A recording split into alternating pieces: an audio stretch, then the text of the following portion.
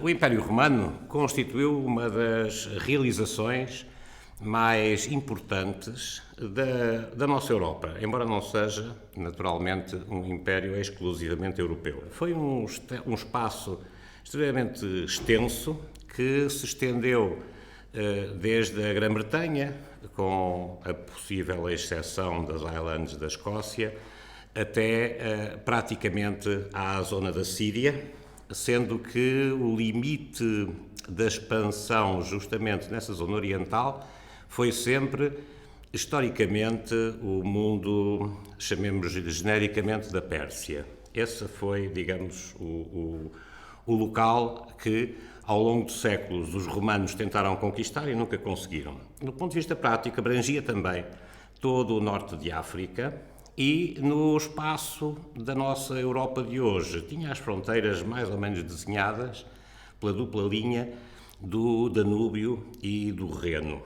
Toda essa realidade não era, contudo, uma realidade fechada, era uma realidade onde penetravam populações vindas de outras paragens e que mantinha, inclusivamente, relações com outros impérios mais distantes, quer a Rota da Seda, quer a Rota das especiarias asiáticas que chegavam até ao Império Romano.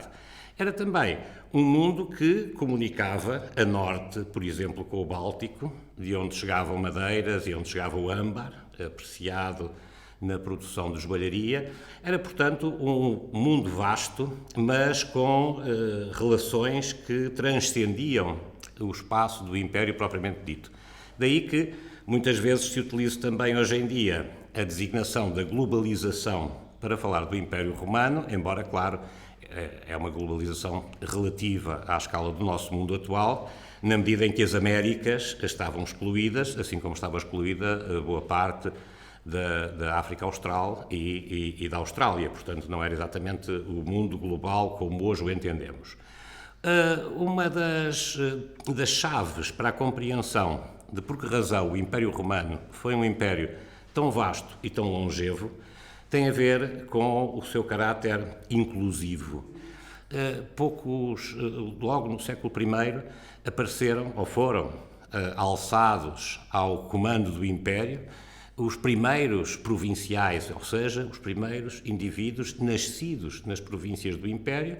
Todos os distintos territórios estavam mais ou menos em regime de autogoverno.